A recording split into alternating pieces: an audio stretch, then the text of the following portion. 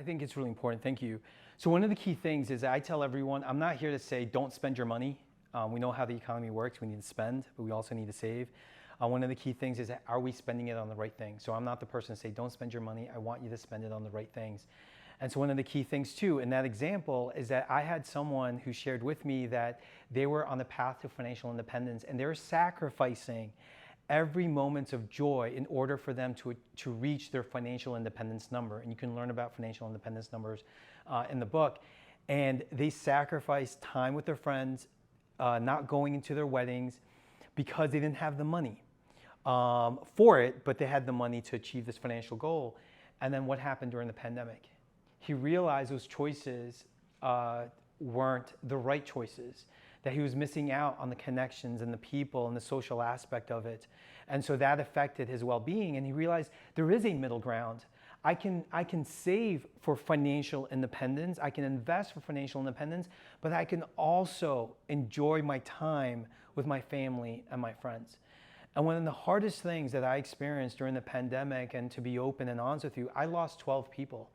And I lost my grandmother, I lost my uncle, my grandmother on my birthday. And one of the key things, and I mentioned it in the book, is that I was going to bring my mom to the Philippines to see, because she's like, I feel like I need to see my mother. And I'm like, well, let's go to the Philippines. And she said, well, it's really expensive to go during the holidays. And me being a money person, I was like, okay, I can find the best deal. We'll save it on April during her birthday. Well, what happened in March of 2020? And then a few months later, we lost my grandmother. I never got the opportunity to hug her. I never got the opportunity to say, you know, how much I love her and things like that.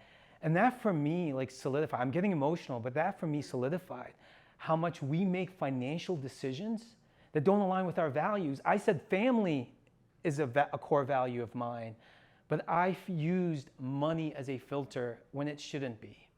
And that had a lot to do with, again, my mom's relationship with money, my continuing transformation of my relationship with money, because I stand here writing books on money, talking about money, but I'm still growing, I'm still changing. And that's kind of one of the messages that I want you to know, regardless of the stage in life that you're in, that we're still constantly developing and transforming our relationship with money. But I want you to understand the multidimensionality. Understand why it's very difficult for you to enjoy the things that you enjoy. And I've met people who are retired who have tons of money and they have a very difficult time spending it. And then they go, how can I spend money when I've just trained myself to save all the time?